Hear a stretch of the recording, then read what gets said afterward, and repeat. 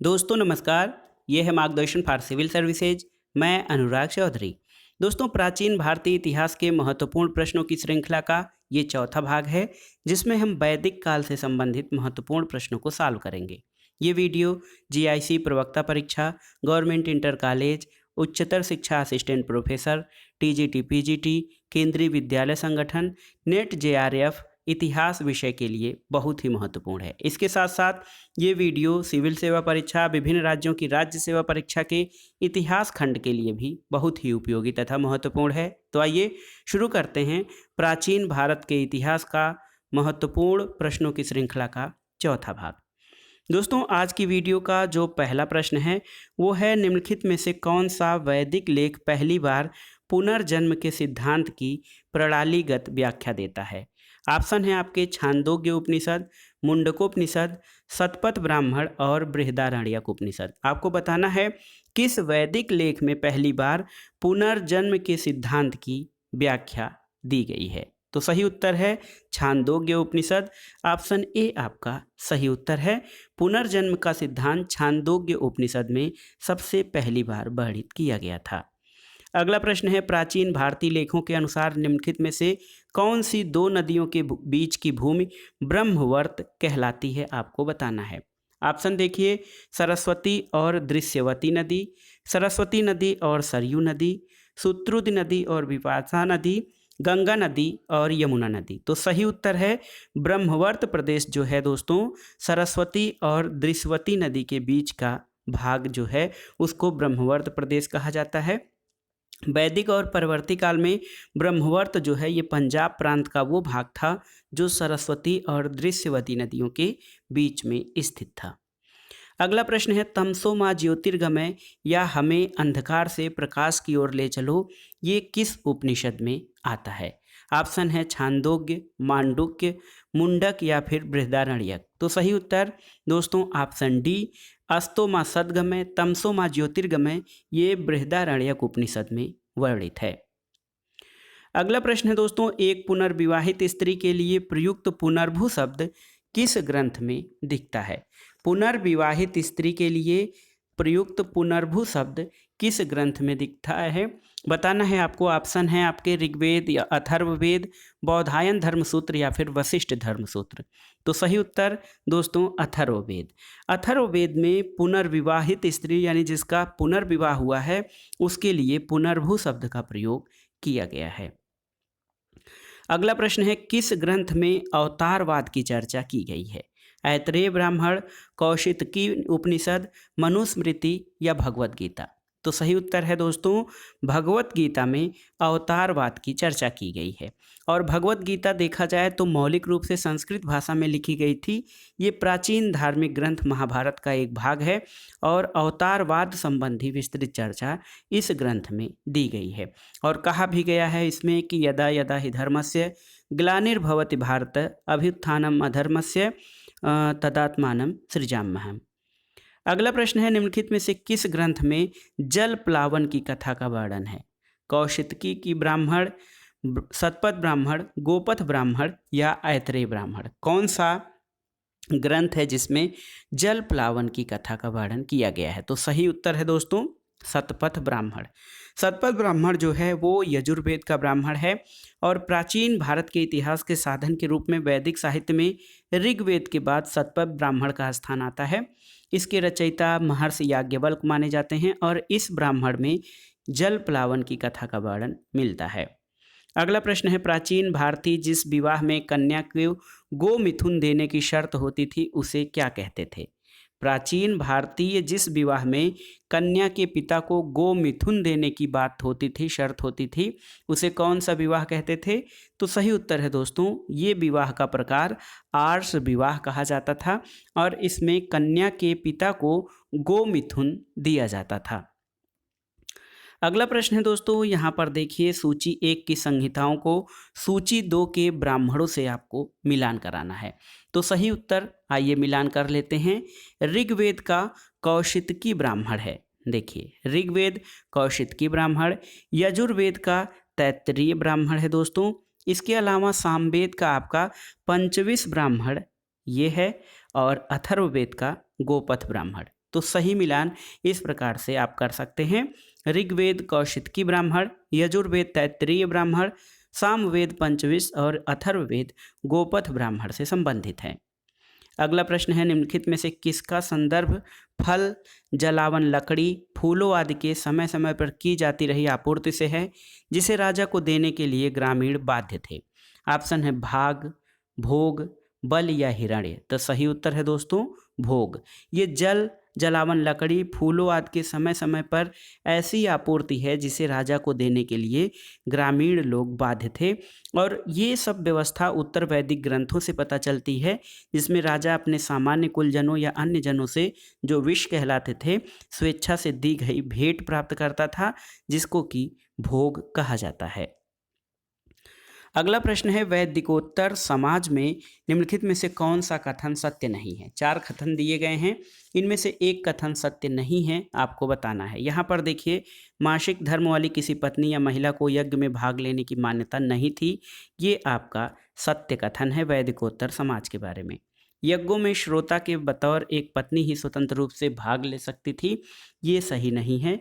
इसके अलावा कुछ ग्रंथों के अनुसार यज्ञों में पत्नी की अनुपस्थिति में उसके स्थान पर सोने या घास का कोई पुतला प्रयुक्त किया जा सकता था, सही है। केवल विवाहित व्यक्ति ही अपनी वैध पत्नी के साथ किसी यज्ञ में जजमान बन सकता था, ये भी सही है। तो ऑप्शन बी आपका सही उत्तर नहीं है। अगला प्रश्न है दोस्तों, निम्नलिखित में से कौन सा ग्रंथ पुरुष मेध यज्ञ के समय बलि पीड़ितों की सूची में शिल्प और व्यवसायों की एक लंबी तालिका बनाता है? देखिए, वाजस्नेयी संहिता, अथर्ववेद, शतपथ ब्राह्मण या तैत्तिरीय आरण्यक। तो सही उत्तर है दोस्तों वाजस्नेयी संहिता में जो है पुरुष मेध यज्ञ के समय बलि पीड़ितों की सूची में शिल्प और व्यवसायों की एक लंबी सूची का उल्लेख किया गया है। अगला प्रश्न है, किस सम्मेलन को नरिक्सता कहा जाता है, जिसका अर्थ होता है ऐसा संकल्प जिसे तोड़ा नहीं जा सकता था? ऑप्शन देखिए, विधाता, गण, समिति या सभा। तो सभा जो था, सभा दोस्तों, सभा ऐसा सम्मेलन था, इसको नरिस्ता कहा जाता था। इसका अर्थ होता था ऐसा संकल्प जिसे कि तोड़ा नहीं जा सकता था। जो सभा, समिति, विदथ और गण वैदिक काल की प्रशासन संस्थाएं थी। सभा सम्मेलन जो होती थी उसको नरिस्ता कहा जाता था, जिसको ऐसे संकल्प के रूप में मान्यता थी जो कि तोड़ा नहीं जा सकता था। अगला प्रश्न है, निम्नलिखित में से वैदिक साहित्य में कौन शामिल नहीं है? देखिए, ऑप्शन है संहिताएं, स्मृतियां, आरण्यक और उपनिषद। तो सही उत्तर है स्मृतियां। दोस्तों, स्मृतियां जो हैं वो वैदिक साहित्य में शामिल नहीं की जा सकती थी, नहीं की जाती हैं। संहिताएं, आरण्यक, उपनिषद और ब्राह्मण ग्रंथ ये सब वैदिक साहित्य में शामिल हैं, जबकि स्मृतियों की रचना सूत्र काल में हुई थी।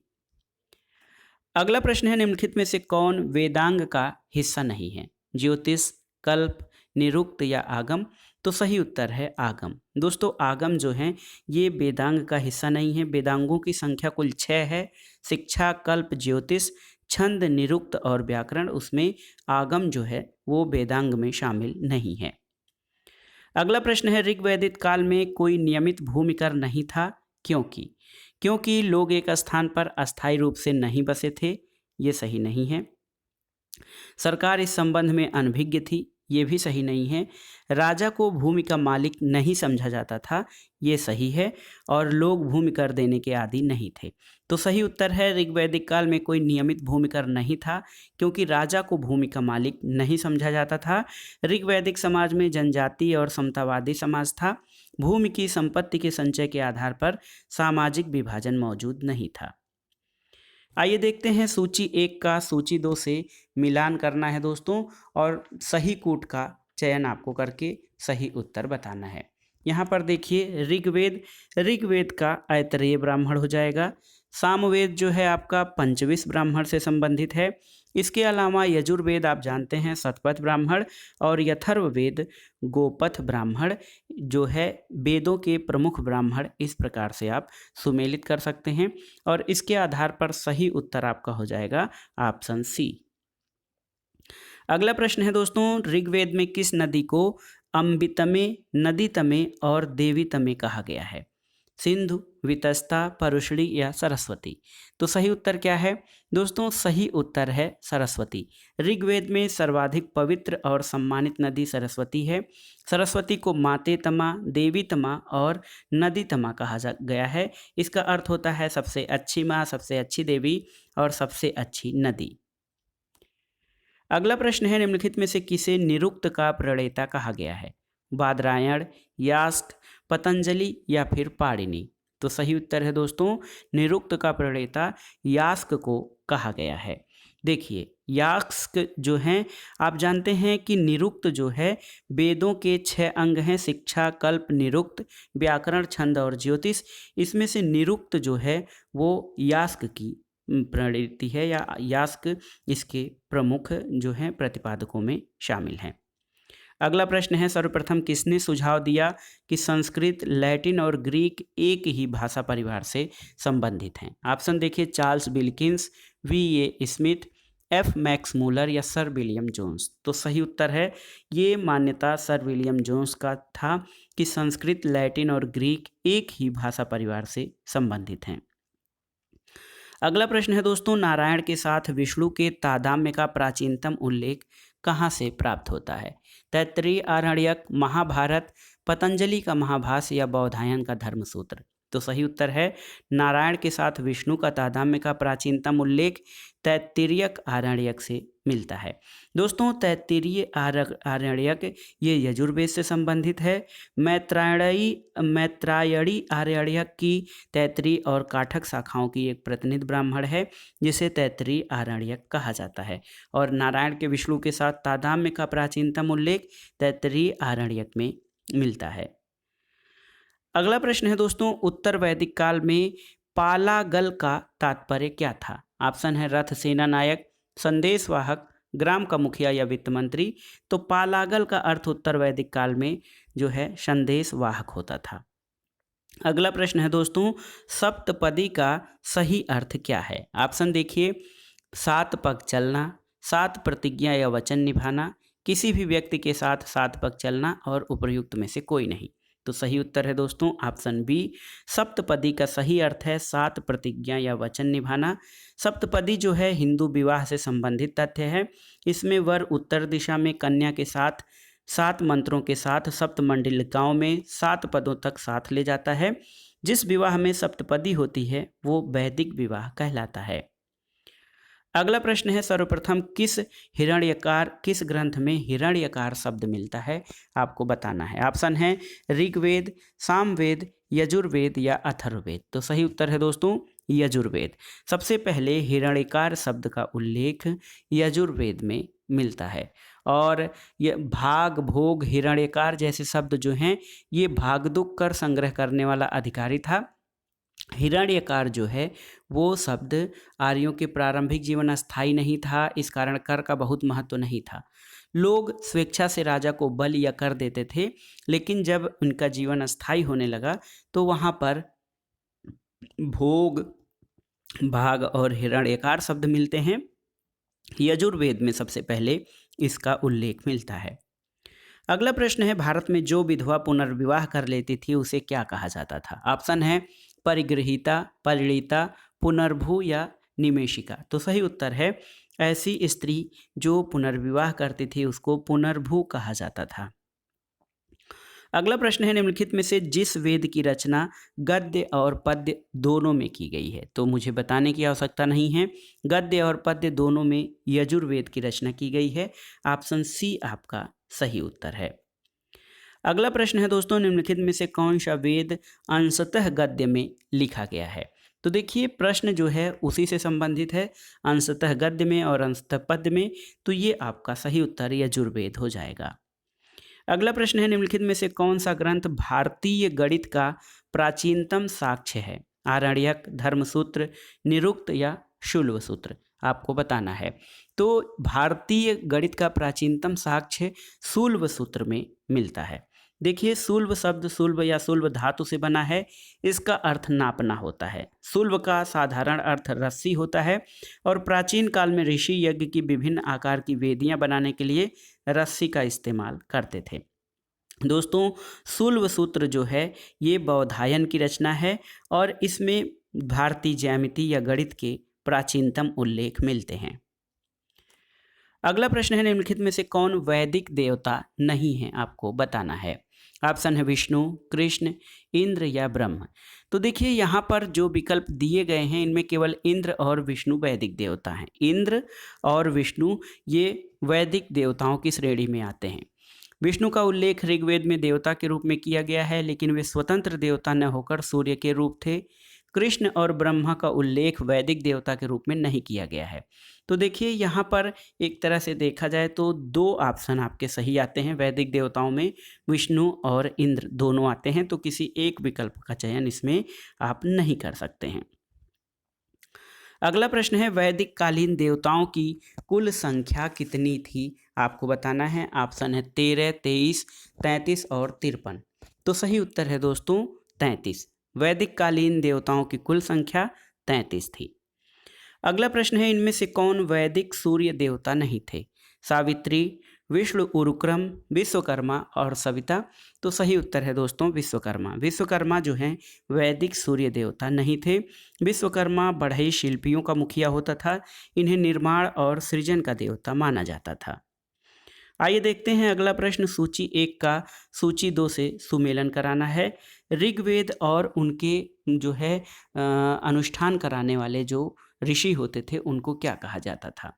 ऋग्वेद, दोस्तों ऋग्वेद को होता, यजुर्वेद का अर्धव्य, सामवेद को उद्गाता और अथर्ववेद वाले जो आयोजक होते थे, अनुष्ठान करवाने वाले, उनको ब्रह्म कहा जाता था। अगला प्रश्न है, देखिए युद्ध का आरंभ मनुष्यों के मस्तिष्क में होता है, ये किस ग्रंथ में उल्लिखित है। ऋग्वेद, सामवेद, अथर्ववेद या मुंडक उपनिषद। तो सही उत्तर है अथर्ववेद में ये कहा गया है कि युद्ध का आरंभ या प्रारंभ मनुष्यों के मस्तिष्क में होता है। अगला प्रश्न दोस्तों, वेदों के काव्यात्मक हिस्से को क्या कहा जाता है। आप ब्राह्मण, आरण्यक, संहिता या फिर उपनिषद। तो सही उत्तर है वेदों का काव्यात्मक हिस्सा संहिता कहलाता है। संहिता का अर्थ वेदों के गाए जाने वाले पद होते हैं। अगला प्रश्न है दोस्तों, वेदों को कहा जाता है वेदांत, दर्शन, ध्वनि उच्चारण या व्याकरण। तो सही उत्तर है वेदों को ध्वनि उच्चारण कहा जाता है। वेद का शाब्दिक अर्थ होता है ज्ञान और वैदिक साहित्य को श्रुति भी कहा जाता है और श्रुति का मतलब होता है सुना हुआ।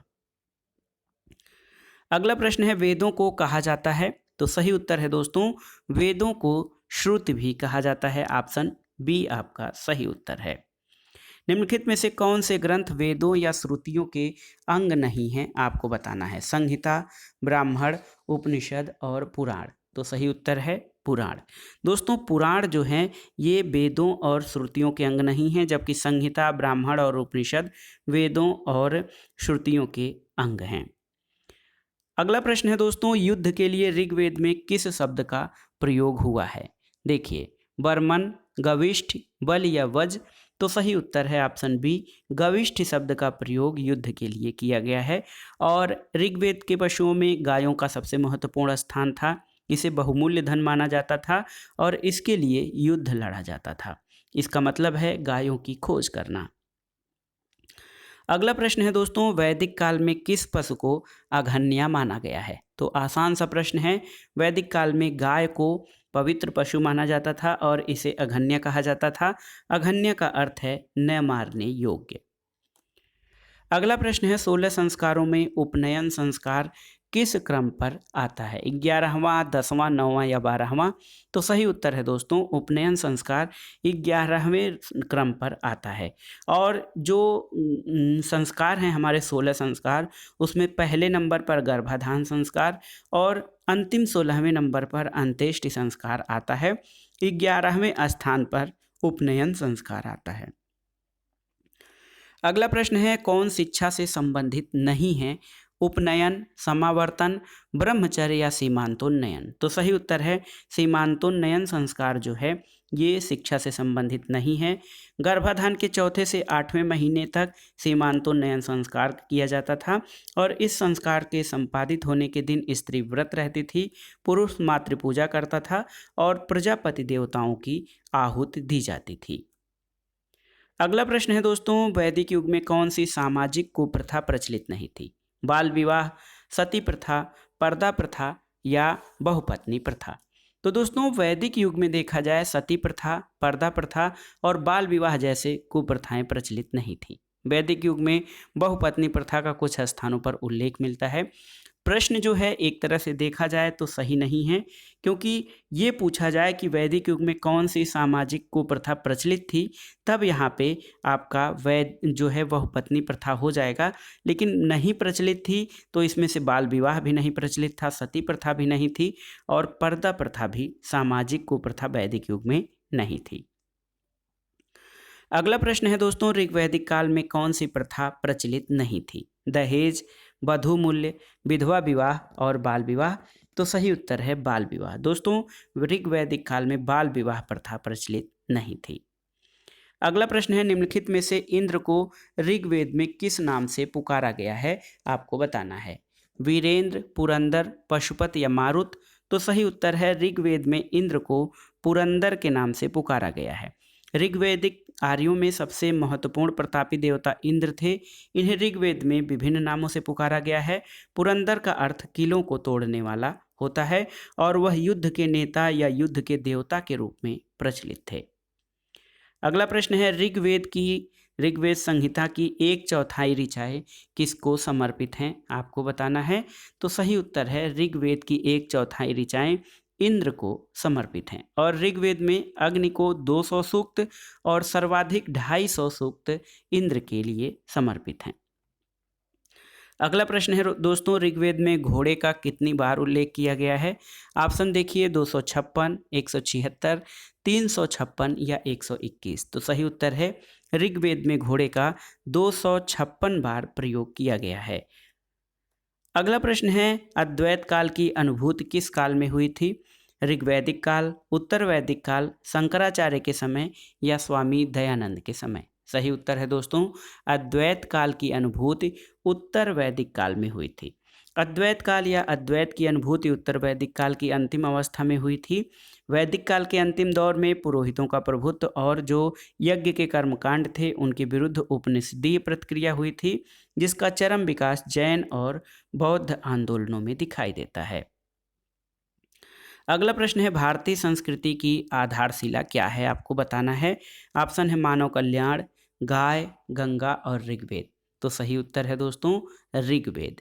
ऋग्वेद को भारतीय संस्कृति की आधारशिला माना जाता है। ऋग्वैदिक काल 1500 ईसा पूर्व से 1000 ईसा पूर्व है और ऋग्वेद में तत्कालीन धार्मिक, राजनीतिक, सामाजिक, आर्थिक गतिविधियों की जानकारी मिलती है और कहा जा सकता है कि भारतीय संस्कृति की आधारशिला ऋग्वेद है। अगला प्रश्न है दोस्तों, समुद्र पर्यंत पृथ्वी के शासक को एक राट कहा गया है किस ग्रंथ में? शतपथ ब्राह्मण में, ऐतरेय ब्राह्मण में, इसके अलावा तैत्तिरीय ब्राह्मण या गोपथ ब्राह्मण में? आपको बताना है समुद्र पर्यंत पृथ्वी के शासक को एक राट किस ग्रंथ में कहा गया है? तो सही उत्तर है दोस्तों ऐतरेय ब्राह्मण में समुद्र पर्यंत पृथ्वी के शासक को एक राट कहा जाता था। यहाँ पे कुछ और महत्वपूर्ण प्रश्न देख लेते हैं तथ्यों को। मध्य देश के राजा को राजा, पूर्व देश के राजा को सम्राट, पश्चिम देश के राजा को स्वराट और उत्तर देश के राजा को विराट तथा दक्षिण देश के राजा को भोज कहा जाता था। अगला प्रश्न है दोस्तों, रामायण और महाभारत में उल्लिखित स्थलों की पुरातात्विक पहचान किसके द्वारा की गई है? ऑप्शन है आपके GR Sharma, HD Sankalia, A Ghosh या BB लाल। तो सही उत्तर है रामायण और महाभारत में जो उल्लिखित स्थल हैं उनकी पुरातात्विक पहचान BB लाल द्वारा की गई है। अगला प्रश्न है दोस्तों, महाभारत में उल्लिखित कुछ स्थलों का पुरातात्विक स्थलों से समीकरण किसने स्थापित किया है? तो सही उत्तर है BB लाल ने। अगला प्रश्न है दोस्तों, बोगज कुई अभिलेख कहाँ पर मिला है? तुर्की में, ईरान में, बैक्ट्रिया में या अफगानिस्तान में? तो सही उत्तर है दोस्तों तुर्की में। 14वीं शताब्दी ईसा पूर्व में एशिया माइनर जो कि तुर्की में स्थित है, वहाँ पे बोगज कुई अभिलेख है। वह इस अभिलेख पर ऋग्वैदिक काल के देवताओं इंद्र, वरुण, मित्र, नासत्य का उल्लेख मिलता है और इससे ये ज्ञात होता है कि वैदिक आर्य ईरान से होकर भारत आए होंगे। अगला प्रश्न है दोस्तों, एशिया माइनर से प्राप्त बोगज कोई अभिलेख में किन वैदिक देवताओं का आह्वान किया गया है? ऑप्शन देखिए, ऑप्शन के आधार पर आप देख सकते हैं इंद्र, मित्र, वरुण और नासत्य देवताओं का उल्लेख एशिया माइनर से प्राप्त बोगज कोई उल्लेख में किया गया है। अगला प्रश्न है दोस्तों, ऋग्वैदिक देवताओं का उल्लेख मिलता है कहाँ पर? शाहबाज गढ़ी में, जूनागढ़ अभिलेख में, भीतरी अभिलेख में या बोगज कोई अभिलेख में? तो सही उत्तर है बोगज कोई अभिलेख। अगला प्रश्न बहुत ही महत्वपूर्ण है, ऋग्वैदिक काल में अश्वत्थ वृक्ष किसे कहा जाता था? बरगद, पीपल, आम या केला को आपको बताना है। तो सही उत्तर है दोस्तों, देखिए ऋग्वैदिक काल में अश्वत्थ वृक्ष जो होता था ये पीपल को कहा गया है। ऑप्शन बी आपका सही उत्तर है। ऋग्वैदिक काल में जो है अश्वत्थ वृक्ष पीपल को कहा गया है। पीपल को संस्कृत में अश्वत्थ कहा गया है। भारतीय संस्कृति में पीपल वृक्ष देव वृक्ष है और इसके सात्विक प्रभाव से अंतः चेतना पुलकित और प्रफुल्लित होती है। अगला प्रश्न देखते हैं दोस्तों, देखिए बहुत ही महत्वपूर्ण प्रश्न है, अयोध्या का सर्वप्रथम उल्लेख कहाँ मिलता है? रामायण, महाभारत, ऋग्वेद या अथर्ववेद में?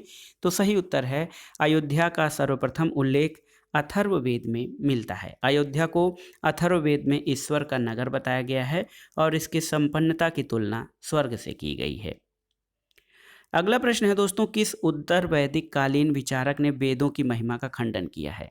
कात्यायन, कौत्स, पाणिनि या बौधायन? आपको बताना है। तो सही उत्तर है ऑप्शन बी कौत्स।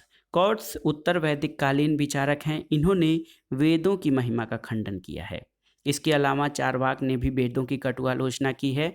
चारवाक के अनुसार वेद अप्रामाणिक ग्रंथ हैं। अगला प्रश्न है दोस्तों, ऋग्वेद के 9वें मंडल के सभी सूक्त निम्नलिखित में से किस एक देवता को समर्पित हैं? ऑप्शन है इंद्र, अग्नि, सोम और रुद्र। तो सही उत्तर है सोम। ऋग्वेद के 9वें मंडल के सभी सूक्त सोम देवता को समर्पित हैं। सोम आर्यों का प्रिय प्रेय था, जिसके बाद में देवता की संज्ञा दे दी गई और ये आर्यों के आनंद और प्रफुल्लता का देवता बन गया। दोस्तों ऋग्वेद में कुल 10 मंडल हैं। 2 से 7 मंडल सबसे प्राचीन माने गए हैं और दूसरा मंडल गृत्समत, तीसरा मंडल विश्वामित्र, चौथा मंडल वामदेव और पांचवा मंडल अत्रि, छठवां मंडल भारद्वाज और सातवां मंडल वशिष्ठ से संबंधित है। अगला प्रश्न है दोस्तों, ऋग्वेद का 9वां मंडल जिस देवता को समर्पित है? आप जानते हैं सोम को समर्पित है। ऋग्वेद के तृतीय मंडल की रचना किसने की थी? तो सही उत्तर है आपका ऋग्वेद के तृतीय मंडल की रचना विश्वामित्र ने की थी। अगला प्रश्न है दोस्तों, ऋग्वेद का नदी सूक्त किस मंडल में है? प्रथम, द्वितीय, तृतीय या षष्ठ मंडल? तो सही उत्तर है दोस्तों ऋग्वेद का जो नदी सूत्र है ये 10वें मंडल में वर्णित किया गया है। अगला प्रश्न है, देखिए ऋग्वेद के किस मंडल में गायत्री मंत्र लिखा गया है? बहुत ही महत्वपूर्ण है, कई बार परीक्षाओं में पूछा है। ये सामान्य अध्ययन के लिए भी बहुत ही महत्वपूर्ण है। चतुर्थ, द्वितीय, तृतीय या प्रथम? तो दोस्तों ऋग्वेद के तृतीय मंडल में, देखिए ऋग्वेद के तृतीय मंडल में जो है गायत्री मंत्र लिखा गया है। आप जानते हैं ओम भूर्भुवः स्वः तत्सवितुर्वरेण्यं भर्गो देवस्य धीमहि धियो यो नः प्रचोदयात्। ये गायत्री मंत्र है और ये तृतीय मंडल में है। इसके रचयिता ऋषि विश्वामित्र हैं और ये सूर्य देवता को समर्पित है।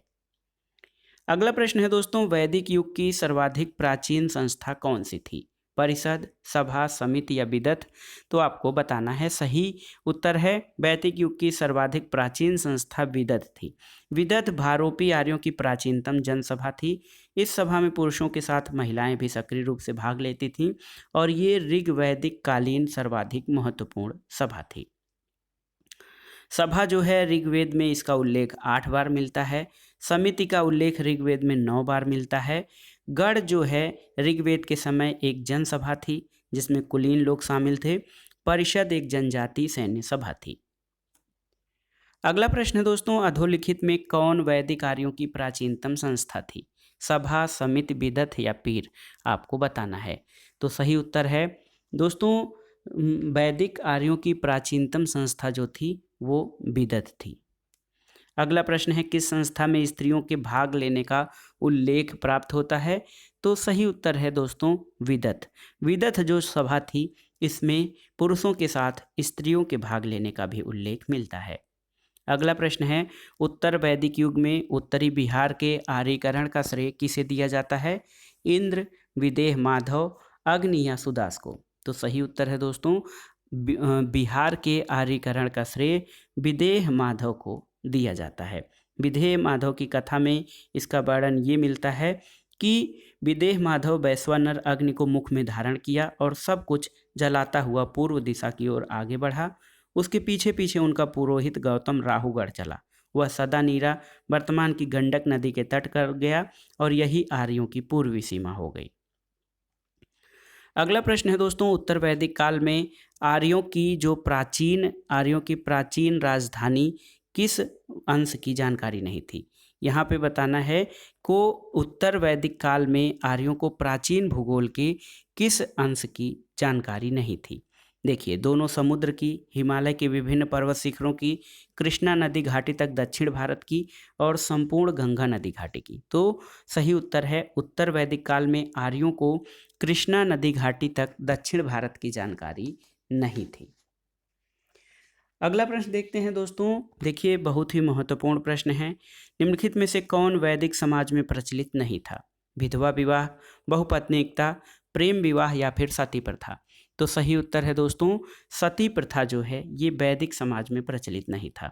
और भारत में सती प्रथा का उद्भव प्राचीन काल से माना जाता है, लेकिन इसका व्यापक रूप से प्रचलन पूर्व मध्यकाल में हुआ था और इसका पहला अभिलेखी साक्ष्य 510 ईस्वी के एरण अभिलेख में मिलता है।